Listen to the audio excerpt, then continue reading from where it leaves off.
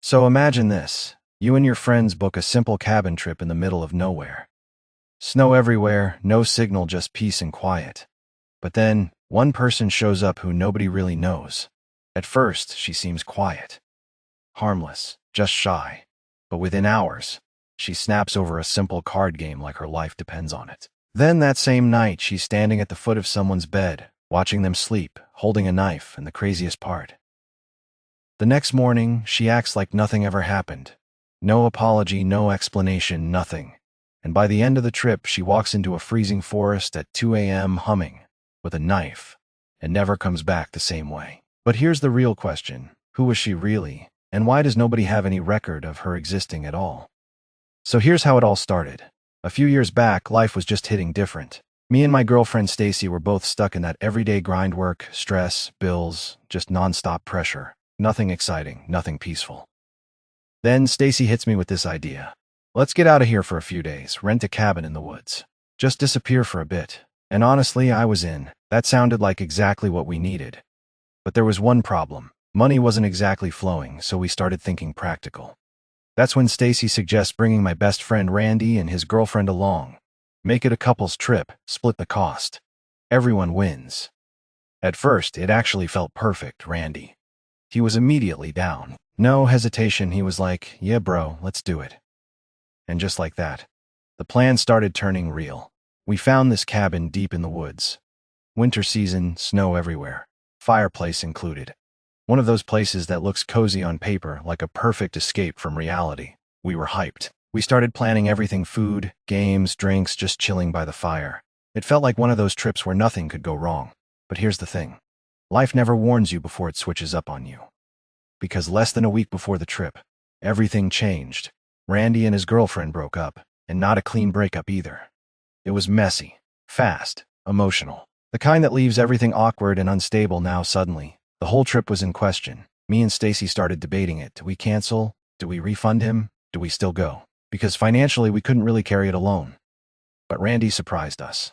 He told me not to worry about the money, said we should still go and enjoy ourselves. I even offered to pay him back multiple times, but he refused every single time.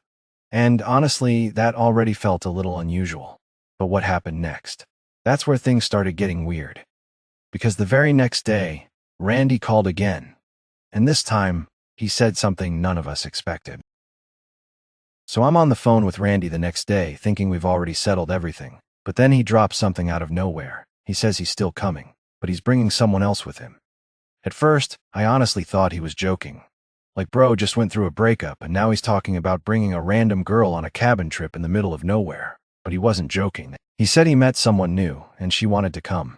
Now right away, me and Stacy were not feeling this idea at all. Because think about it, this isn't a party or a casual hangout.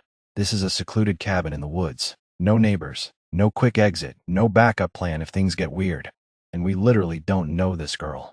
She's basically a stranger. So I try to tell Randy straight up, this is a bad idea. Travel compatibility is real. You can't just drop a random person into a tight group like that and expect it to work. Stacy agrees with me immediately, but Randy keeps pushing. And then he does something that changes the pressure completely. He says he'll cover my entire portion of the trip. Full payment, no split, no cost on me. And on top of that, he keeps insisting this girl is cool, that we'll like her, that everything will be fine. Now we're stuck. Because logically, this is a disaster waiting to happen. But financially, it's suddenly way easier. And that's where the bad decision gets made. We agree, not because we're comfortable, but because we convince ourselves we'll just make it work. Big mistake, because once that weekend arrives and we all get into the truck together, that's when we meet her. Her name was Lucy, and from the moment she got in the car, something just felt off. So now we're all in my truck heading deep into the woods toward this cabin, and this is where we meet her properly. Lucy at first glance. Nothing, obviously. Wrong jumps out. She's not loud, not dramatic, not trying to take attention. Actually, she's the opposite. Quiet, almost too quiet. And that's already making things a little awkward. Me and Stacy are pretty social people. We talk, joke, try to keep the energy up. Randy jumps in here and there. But Lucy barely says anything. We're trying to include her, asking simple questions, where she's from, what she does. Basic stuff, but her answers are short. Minimal. Sometimes just a nod. And slowly, the car gets quieter. Like the vibe is draining itself. By the time we're halfway there, I realize something kind of disturbing.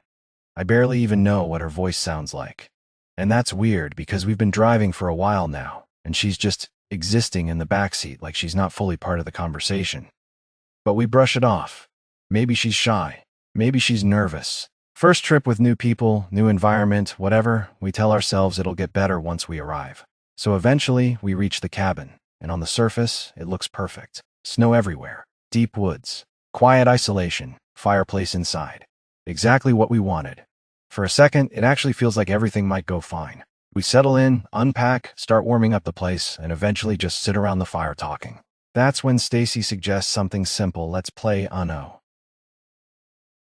And everyone agrees, even Lucy. At first, it seems harmless. Normal, just a simple card game to break the ice. And for a few minutes, it actually works.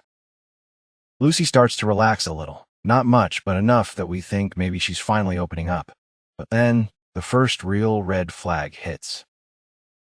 So we're sitting around the cabin, fire going, snacks on the table, playing Uno like it's nothing. For a minute, it actually feels normal. Like maybe the whole awkward vibe from earlier was just first impression nerves. Lucy is still quiet, but she's playing along. No issues. No tension. Then it happens. Stacy calls it out. Oh no. She's got one card left. Simple moment. Happens every game. But the second Lucy hears it, everything changes. Her head snaps up and she just stares at Stacy. At first, we think it's a joke, like maybe she's just competitive or trying to be funny. But then Lucy speaks, and her voice completely different, sharper, angry, almost shaking. She starts accusing Stacy of cheating, not lightly either, full-on serious, saying there's no way she could be down to one card, that something must be wrong, that it's not possible. We all kind of freeze for a second. Because this is Uno, not some high-stakes competition. Stacy tries to laugh it off, like, what? I'm not cheating. But that only makes it worse. Lucy escalates fast, like, really fast. She starts raising her voice, getting more aggressive, insisting she's lying, going on like this is personal now, and the energy in the room just drops. Like someone turned off the warmth in the cabin. Randy tries to step in, calm her down, but Lucy isn't listening to anyone at this point. She's locked in, and then she completely snaps. She throws her cards down hard on the table, stands up, and storms out of the room, just like that. Silence. Nobody moves for a few seconds. We're all just sitting there like, did that really just happen over Uno? Randy looks embarrassed. Stacy looks confused. I'm just trying to process how a quiet, shy girl went from zero to full meltdown in seconds. Randy eventually apologizes to us, trying to smooth it over, saying she's just going through something. We laugh it off a little, because what else do you do? But deep down, we all feel it. That wasn't normal. That was the first crack, and it doesn't stay the only one for long, because that night, things get even more uncomfortable. So after that whole Uno incident, we try to reset the vibe. Like, nobody wants the whole trip to be awkward now, so we just move on. Pretend it didn't fully happen. Later that night, Stacy cooks dinner for everyone. And for a moment, things feel almost normal again. Lucy comes back out like nothing happened. And that's what throws us off the most. No apology. No awkward energy, nothing. She's just sitting there, calm, eating like she didn't just explode over a card game earlier. And I remember thinking, that's not how normal people behave. But we still try to keep things light. Small talk, jokes, casual conversation. Then Lucy does something that makes everything uncomfortable again. She starts talking too much. But not just talking, oversharing. Like, way too personal. Stuff you don't say in front of strangers, especially not people you just met. And I'm not even going to repeat the details, but it gets to a point where even Randy is visibly uncomfortable. You can literally see it on his face. He wants it to stop but doesn't know how to interrupt her. I start jumping in with jokes, changing topics, anything to redirect the conversation. Eventually, she stops. But the damage is done. The room feels weird again, like the atmosphere never fully recovered from earlier, so we finish dinner kind of quietly and everyone just drifts into their own space. No real energy, no real bonding, just distance. That night, Stacy and I go to bed early, or at least we try to. Because sometime in the middle of the night, Stacy wakes me up. She's whispering, telling me to listen, and when I do, I hear voices from the other side of the cabin. Randy and Lucy arguing.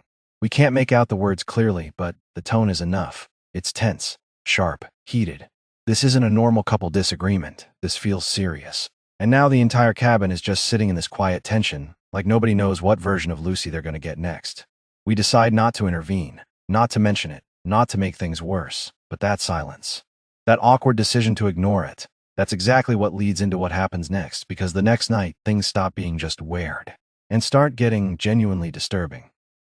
So after that argument we heard in the middle of the night, the next day feels off. Not loud off, not dramatic off. Just that quiet kind of tension where nobody really talks, nobody really relaxes, and everyone's just waiting for something to happen again. Randy is different too. He's quieter, more withdrawn, like he's constantly thinking about something he doesn't want to say out loud. Lucy, on the other hand, barely present. She disappears into the room most of the day. When she does come out, she's calm again, like the whole argument never happened, and that's what makes it worse. Because there's no consistency with her. No stable version of her you can rely on.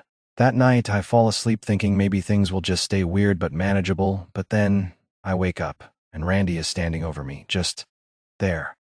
In the dark for a split second, I think I'm dreaming, but I'm not. I sit up fast like, dude, what are you doing? And I see his face. And I know immediately something is wrong. He looks terrified, not annoyed. Not tired, terrified. He whispers that he needs to stay in our room, that we need to lock the door. Now I'm fully awake. I ask him what happened. And that's when he tells me something that completely changes the energy of everything. He says he woke up earlier in the night, and Lucy was standing at the foot of his bed, just standing there, watching him sleep, not saying anything, not moving. So he asks her what she's doing, and she just calmly says she's watching him sleep just in case. Just in case what? He says there was this long, silent moment between them. No movement, no emotion. Then she just turns around and walks out like nothing happened. But he couldn't sleep after that, so he gets up to check the room. And that's when he sees it, a large knife. Right there on the bed where she had been standing. That's when everything in his head clicks. This isn't just weird anymore. This isn't awkward personality issues or a breakup rebound situation. This is something else, something that doesn't feel safe. So instead of confronting her, he quietly leaves the room and starts walking through the cabin. And what he sees in the living room, that's what pushes him to come to us. Because Lucy is out there, walking slowly, humming to herself like she's not fully aware of anything around her.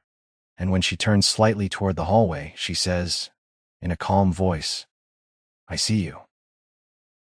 Even though she's not looking directly at him, and that's when he runs. Back to our room, locks the door, and now all three of us are sitting there in the dark, realizing the same thing at the same time. Something about this situation is seriously wrong, and we are not safe, not fully, not as long as she's in that cabin, and that night, nobody sleeps. Because things are about to get even worse. So we're locked in that bedroom now, all three of us. No one's sleeping. No one's even pretending to relax anymore. It's just that heavy silence. The kind where every tiny sound outside the door feels like something important. And we can still hear her, Lucy, pacing through the cabin, that soft humming coming in waves through the walls. It's not loud, but it's constant. And honestly, that's what makes it worse, because it doesn't feel like chaos, it feels controlled. Like she's moving with purpose, even if we don't understand it. Then suddenly, everything stops. The humming cuts out. No footsteps, no movement, just silence, and for a few seconds, we all sit there like, okay, maybe it's over. But then we hear it. The front door, it opens, then closes slow, deliberate. And that's when everything inside me drops, because now she's outside. In the middle of the night. In freezing temperatures. And nobody knows why. Randy immediately panics. He's whispering that we need to leave, that we need to get out of there right now. Stacy, though, is stuck on something else. She keeps saying maybe she's sleepwalking, maybe she's confused, maybe she needs help. But Randy is not hearing any of that anymore. He just keeps repeating one thing. She had a knife. The tension in that room is unreal. And then we hear the door again. It opens, closes again, this time slower, more intentional. Like someone is coming back inside. We all freeze. Nobody moves. Footsteps start again in the hallway, coming closer, then stop right outside our door. And that humming starts again, right there, right in front of us. Stacy grabs my arm so tight I can feel it shaking. Randy is barely breathing, and then silence, just like that, gone again. And we don't know what to do anymore, because this doesn't feel like normal behavior. This feels like something is being acted out around us. So we do the only thing we can think of. We stay inside, locked in that room, waiting for morning, and somehow it comes. When the sun finally rises, we slowly open the door. The cabin is quiet. Too quiet, and then we hear something from the kitchen, dishes clinking, like someone is cleaning up breakfast. We walk out carefully, and there she is. Lucy standing in the kitchen, completely normal, washing dishes. Like nothing happened. She looks at us and just says good morning. No emotion, no memory of the night, no explanation. And that's when everything starts to feel even more confusing because now we don't know what's real anymore. Was she aware of what she did? Was she pretending? Or was it something else entirely? Randy looks like he's about to lose it. Stacy starts trying to rationalize it. And me, I just keep thinking about that knife. Still no answers, but something inside all of us is already decided. We are leaving as soon as possible, because staying one more night, that's not an option anymore. And that decision leads straight into what we discover next. So the morning after that nightmare night, we're all running on zero sleep and pure tension. Lucy is in the kitchen acting like everything is completely normal. Randy is barely speaking. Stacy is trying to convince herself this can all be explained somehow. And me, I just want out of this cabin. Fast. We all start moving like it's a normal morning, packing, cleaning up, pretending we're okay. But nobody really is. Every movement feels rushed, like we're all mentally already halfway out the door. Randy disappears into his room for a bit to grab his stuff. A couple minutes later, he texts me. Just 2 words. Come here. No explanation, no context. I walk into his room and immediately I can tell something is wrong again. He's standing there frozen, staring at Lucy's bag. He tells me he was packing up, trying to get ready to leave. When he moved her bag out of the way, and that's when it happened, something inside shifted and fell out. A knife. The same knife. The exact one he saw on the bed the night before. Now I'm just standing there trying to process it because this isn't maybe she forgot it anymore. This is pattern behavior. This is repeated presence. And the worst part, she's acting completely normal outside. Like nothing is happening, Randy looks at me and says we need to leave immediately. Not later, not after breakfast, now. So we go back out, act normal, and try not to let anything show, but inside, everything is already decided. We're done. We finish packing in silence. Nobody confronts Lucy, nobody asks questions. Because at this point, nobody wants to escalate anything. We just want out. Finally, we all get in the truck. And the second we start driving away from that cabin, it feels like breathing again for the first time in days. No one talks much on the drive back. It's just silence and road noise. That kind of silence where everyone is replaying everything in their head at the same time. We drop Lucy off first. She barely says anything, just a calm goodbye. Like it was a normal weekend, like nothing happened at all. Then Randy, and then it's just me and Stacy in the truck, finally alone. But even then, it doesn't feel over yet, because there's still that one question hanging in the air. Who was she really? And why did everything about her feel like it didn't fully belong in our world?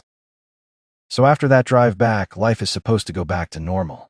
That's what you tell yourself, right? Like, okay, weird trip, bad experience, glad it's over. But it doesn't really work like that because the moment we all get home, nobody actually moves on from it, not really. Randy goes quiet first, like completely. No jokes about the trip, no bringing it up, nothing. It's like he mentally filed it under something he refuses to open again. Stacy and I try to act normal, but every now and then something small triggers it. A random conversation about cabins. A cold night sound outside the house. Even just hearing wind hitting the window the wrong way, and suddenly, we're back there again.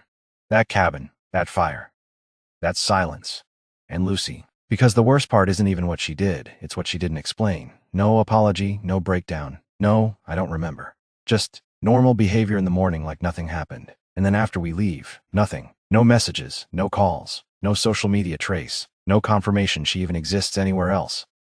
Randy tries to find her online, nothing. Stacy tries too. Nothing. Even public records don't give anything solid. It's like she just vanished from existence the moment that cabin trip ended, and that's when the story stops being just creepy. It becomes something else. Because now you're not just asking what happened. You're asking, who was she? And why did everything about her feel like it was carefully placed? Like each moment was part of something we weren't supposed to understand. The outburst, the emotional silence, the oversharing, the knife, the sleepwalking-like behavior, the humming in the dark, the perfect normal morning after. None of it fully connects in a way that makes sense. And that's what sticks. Because most scary stories end with an answer. This one doesn't. It just ends with distance and memory. And that uncomfortable feeling that we were in a situation we didn't fully understand, and somehow walked away from it anyway. Sometimes we still talk about it in small pieces. Not the full story. Just fragments. Because saying it all out loud makes it feel real again, and nobody really wants that. But every once in a while, one thought always comes back the same way. If we had stayed one more night, would it have ended the same way? Or were we already lucky enough to leave when we did? And honestly, we'll never know.